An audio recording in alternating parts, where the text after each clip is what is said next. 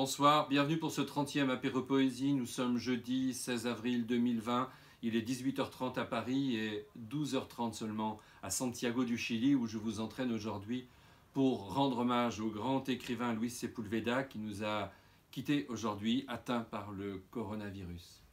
Pour lui rendre hommage, j'ai choisi de vous lire un texte d'un poète chilien qui est à peu près de sa génération, qui s'appelle Manuel Silva Acevedo, qui vient d'être traduit en langue française.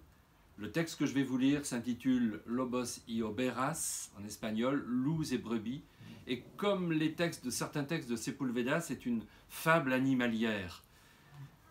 Lobos y Ovejas est un texte qui a été écrit dans les années 70 et qui est devenu un des jalons de la littérature chilienne. Il y a un loup dans mes entrailles qui se bat pour naître. Mon cœur de brebis, naïve créature, se vide de son sang pour lui. Pourquoi, si je suis brebis, déplorer mon ovine mansuétude? Pourquoi maudire ma tête pacifique tournée vers le soleil? Pourquoi désirer me noyer dans le sang de mes abrutis de sœurs au pâturage? Ils me firent mal naître. Ils me firent naître brebis. Je suis si malheureuse et si craintive. Je ne suis qu'une brebis miséreuse, je me méprise lorsque j'entends les loups hurler au cœur de la montagne. Moi, la brebis rêveuse, je paissais entre les nuages, mais un jour la louve m'engloutit.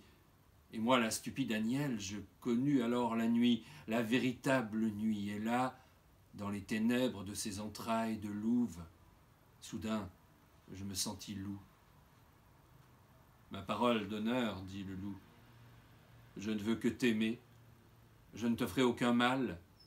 Tu le sais bien, il n'y a pas d'autre issue. Colle-toi contre moi, répondit l'Aniel.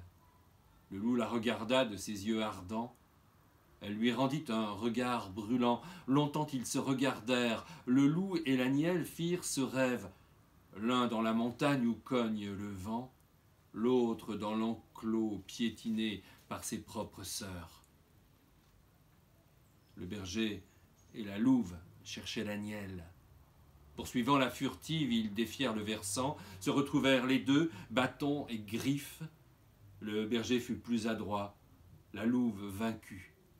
Et, au pied du jeune berger, l'Aniel perdu surgit de la dépouille de la louve abattue.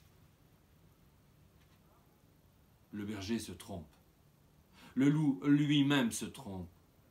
Je ne serai plus la brebis captive, le soleil de la plaine a trop chauffé ma tête, je suis devenue la furie miraculeuse.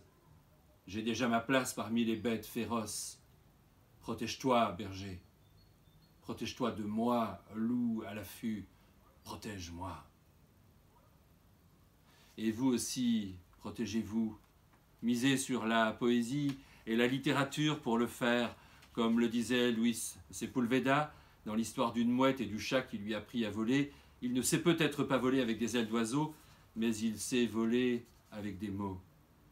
Aujourd'hui, je vous ai lu des extraits de Loup et brebis de Manuel Silva Acevedo, traduit de l'espagnol par Maria Isabel Mordorovich et Ana Luna Fedele, accompagné d'une préface du remarquable Antonio Scarmetta, livre que vous pourrez retrouver en librairie dans quelques semaines quand tout cela sera terminé.